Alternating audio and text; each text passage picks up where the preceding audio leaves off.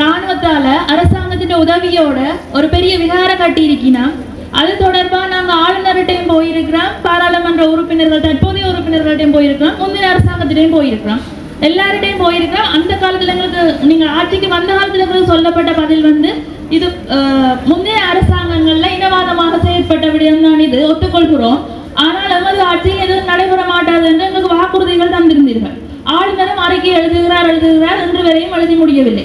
அப்படி இருக்கையில் நாங்கள் கடந்த 20ஆம் தேதி தாங்கள் யாருடைய ஆதரவும் இல்லாமல் தன்னிச்சையாக சென்று பௌத்த சாசன அமைச்சர் சுனில் செனவி அவர்களை சந்தித்து அவர் எங்களுக்கு ஒரு சாதகமான பதிலை தந்து நாங்கள் நம்பிக்கையுடன் வந்து 2 இரவுகள் தூக்கம் கடந்த நிலையில் 22ஆம் தேதியோ 23ஆம் தேதி அங்கே இன்னொரு சட்டவிரோத கட்டடம் மிக கோலாகலமாக திறந்து வைக்கப்பட்டிருக்கிறது. இப்ப இது தொடர்பாக தாங்கள் என்ன நடவடிக்கை எடுத்திருக்கிறீர்கள்? ஒரு பிரதேச செயலகம் சார்பாகவோ அல்லது இந்த பிரதேசத்தில் இருந்து மக்கள் பிரதிநிதியாக தெரிவு செய்யப்பட்ட தாங்களோ இது சம்பந்தமாக அறிந்திருக்கிறீர்களா? அல்ல இன்று வரையும் இது எனக்கு தெரியவில்லை என்ற பதிலெல்லாம் கூற போகிறீர்களா? அல்லது இது சம்பந்தமாக என்ன ஒரு நடவடிக்கை எந்த ஸ்டேஜில் நிற்குதுன்றதை இந்த இடத்துல மக்களுக்கு நீங்க தெரியப்படுத்த வேணும். மற்றது இது வந்து தனிப்பட்ட அந்த 16 காணிக்காரட்ட பிரச்சனையும் இல்லை. இது வந்து ஒரு திட்டமிட்ட ஒரு ஆக்கிரமிப்பாக தான் நாங்கள் பார்க்குறோம். இது நாங்கள் தடுக்க செய்து கொண்டுதான் வாரீங்கள். நீங்களும் ஆதரவோன்ற சந்தேகம் தான் எங்களுக்கு எழுகிறது. இப்போ இதுக்கு உடனடியாக ஒரு தீர்வு காண வேணும். எங்களுக்கு இது சம்பந்தமாக தங்களுக்கு பதில தர வேணும். பல கால சகாப்தமாக நடந்து கொண்டிருக்கிற பிரச்சனை உண்மையிலே நானும் எனக்கும் தெரியும், அது உண்மையில பிள்ளை என்றும் எனக்கு தெரியும். ஏன் நீங்கள் அந்த காணி உரிமையாளர் சட்டத்தை நீதிமன்றத்தை நாட முடியாது நாங்கள் சொல்றீங்க? எங்களுக்கு இந்த நாட்டுல நீதியிலேயோ சட்டத்திலேயோ எந்த நம்பிக்கையும் இல்லை. நீதிமன்றத்தால் தடை விதிக்கப்பட்ட எத்தனையோ இது எதேச்சாதிகாரமாக நடைபெற்றுக் கொண்டு தான் இருக்கு. நாங்கள் குருந்தூர் நிலையை உதாரணமா பார்க்கலாம். கட்டடம் மேலதிகமாக கட்டக்கூடாதுன்னு சொல்லி தீர்ப்பு வழங்கின பிறகும் கட்டி எழுப்பி தான் இருக்கிறார்கள். நாங்கள் சட்டத்தின்பால் அந்த பிரச்சனையை விட்டுவிட்டா நாங்கள் பொது வழியில கதைக்க இயலாது. அதை விடுத்து நீங்களே இதை மற்ற பக்கமாக பார்க்க கூடாது. சம்பந்தப்பட்ட பௌத்த பிக்குவோ புத்த சாசன அமைச்சால எங்களுக்கு வழக்கு தொடருங்கள். நாங்கள் பொய் பிரச்சாரங்கள் செய்கிறோம், எங்களுக்கு உள்ள போடுங்கள். ஏன் போடவில்லை? அப்படி உங்கள் பக்கத்தில் உறுதிகளோ எந்த ஆவணங்களோ இல்லை என்று உங்களுக்கு நிச்சயமாக தெரிந்தும் வழக்கு தொடர கோருகிறார்கள் என்றால் உங்களுக்கு வழிவாக தெரியும். அந்த இடத்துல ஒரு ஜட்ஜ்மெண்ட் வரைக்குள்ள நீங்க உங்களை அதிகார துஷ்பிரயோகங்களை பயன்படுத்தி உங்களுக்கு சார்பாக சட்டத்தை மாற்றலாம் என்ற ஒரு நம்பிக்கையில தான் நீங்க எங்களை வழக்கு கூப்பிடுறீங்க. ஏன்னா உங்களிடத்துல எந்த ஒரு ஆவணங்களும் இல்லை. எங்கள்கிட்ட உறுதி இருக்கு. அதையே நாங்கள் நீதிமன்றம் போகணும். பிரதேச செயலகத்தில் இருக்கு, கச்சேரியில் இருக்கு, தோம்பில் இருந்து சகல ஆவணங்களும் இருக்குது. அந்த ஆவணங்களை எடுத்து பாருங்கள். காணி அமைச்சினோட அந்த பிரச்சனையை தீருங்கள். அதைத்தான் நாங்கள் கேட்டுக்கொள்கிறோம். இதில் வந்து இந்த தொகுதியின் அபிவிருத்தி சம்பந்தமாக கதைக்கத்தான் இது உண்மையில சட்டவிரோதம் அமைக்கப்பட்டிருந்தால் அதை எடுக்க வேண்டிய அரசாங்கம் அந்த ஆளுநர் அவையெல்லாம் இதை அந்த மட்டத்தில் இதை உருவாக்கணும். அறிக்கை அனுப்பலாம். ஆனால் அந்த அறிக்கை எவ்வளவு தூரம் அதுக்கு பதிலளிப்பார்கள் தெரியாதபடியாக நீங்களே ஆளுநர் மற்ற அமைச்சர் மட்டத்தில் தான் இதை கொண்டு வரணும் நினைக்கிறேன். அடையா இருக்கிறதே இந்த ஆக்கிரமிப்புகள் தான். இப்ப மக்கள் வந்து அதை சூழ உள்ள பிரதேசங்கள்ல கூட குடியமர்றதுக்கு பயம். ஏன்னா முழுக்க ராணுவம் அந்த இடத்துல. அந்த பெரிய விகாரை ஒரு ஆக்கிரமிப்பு நடக்க அந்த இடத்துல வந்து மக்கள் குடியேற குடியமர்ந்தா தான் அதுக்கு அடுத்த கட்டம் தான் அபிவிருத்தி. அந்த அபிவிருத்திக்கு தடையா இருக்கிறது இப்படியான சட்டவிரோத கட்டடங்கள். பிரதேச செயலகம் தலையிட வேண்டிய உண்டு. இந்த கூட்டத்தில் முடிவெடுத்த நாங்கள் ஆளுநருக்கு கேட்கின்றேன். எப்படி என்று கேட்டால் ஒரு காணி பிரச்சனை நடக்கின்றது என்ற முதலாவது, அதாவது சாமானிய மகனுக்கு ஒரு சட்டம், ஜனாதிபதிக்கு ஒரு சட்டம் என்று இலங்கையில் இல்லை. சகலருக்கும் ஒரே சட்டம்.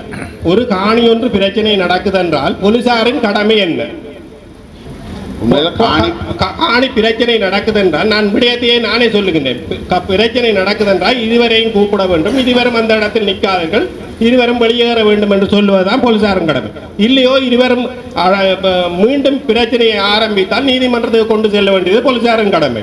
இந்த போலீசார் தையிட்டி விகாரை சம்பந்தமான இடத்தில் ஒரு பக்க சார்பாக வந்து நின்று அந்த தங்களுடைய சொந்த காணிக்கு உரிமை கொண்டாடுகின்ற மக்களை விரட்டி அடிக்கிறதே குறிக்கோளாக இருக்கிறதாக இருந்தால் இவர்கள் போலீஸா அல்ல புலிஸா? ஏனென்று கேட்டால் இந்த மக்களை திரட்டி அடிப்பதிலும் அந்த சட்டவிரோத விகாரையை கட்டுவதற்கு அதாவது சட்டவிரோத விகாரை அதை கட்டுவதற்கு ஆவணம் செய்து கொண்டிருக்கின்றார்கள். ஆகையால இந்த போலீசார் முதல் தங்களுடைய சட்டம் என்ன இருக்குது என்பதை கட்டாயம் பார்க்க வேண்டும். மற்றது ஒருவர் அறிவித்த பட்சத்தில் தான் இங்கே பிரச்சனை நடக்குது என்று செல்ல வேண்டும். இல்லையோ தெரிந்து போறதாக இருந்தால் நான் எனக்கு 54 வயது, இந்த போலீசார் எங்குமே பிரச்சனை நடக்கிற இடத்துக்கு முன்னுக்கு போறதே கிடையாது.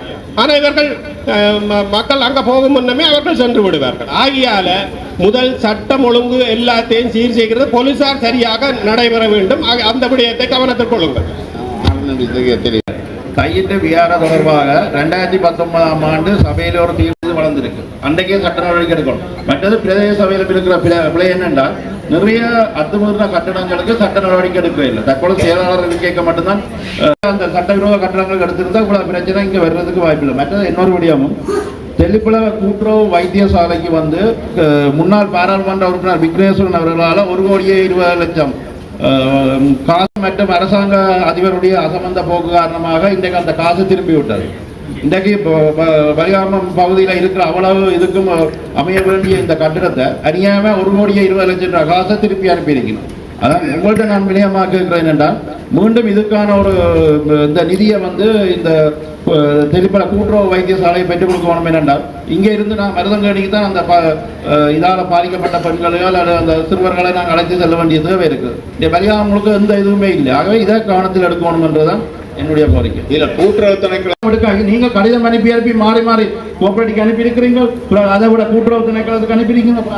கடிதம் முழுவட்டபடியாக தான் இவ்வளோ பிரச்சனை நடந்தது. அந்த ப்ராஜெக்ட் செய்யலாம். உண்மையில நாங்கள்லாம் அது எந்த ப்ராஜெக்டுமே குறிப்பிட்ட காலத்துக்குள்ள செய்யறதில்ல தான். நாங்கள் எங்களுடைய காணிகளை கேட்கவில்லை, எங்களுக்குரிய காணிகளுக்குரிய நஷ்டஈட்டை தாருங்கள். நாங்கள் காணிகளை விடுவிப்பதற்கு தயாராக இல்லை. நாங்கள் காணிகளை தான் கேட்கிறோம். எங்கள் காணிகளுக்கு நஷ்டஈடு கேட்பது வேற.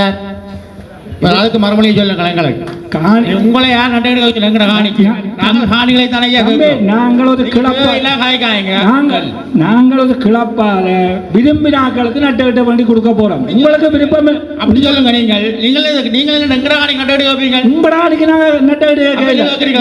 இன்னொரு பேர் நஷ்டஈடு சொல்லி தம்பி இதுல இருக்கிற நீங்க இருங்க. நீங்க இருங்க. நீங்க எங்கட காணி நஷ்டஈடு கேட்கறது நீங்களே. நான் கேட்கிறேன். உம்முடைய காணியாண்டா நீர் உமாக்கு என்ன நான் உமா கலைக்கப்படான்னு சொல்லல, நீர் என்ன கலைக்கப்படான்னு சொல்லலாம். தேவையற்ற விடயங்களை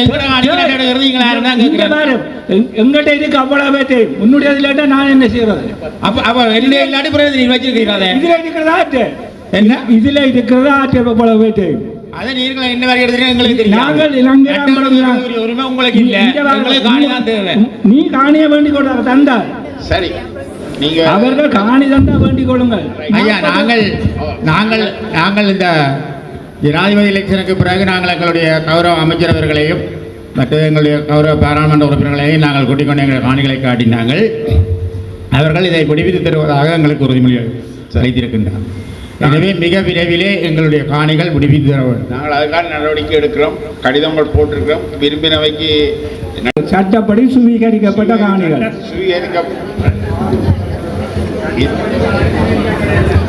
சட்டப்படி காணி சுவீகரிக்கப்படவில்லை என்பதை நாங்கள் தெரிவித்துக் கொள்கிறோம்.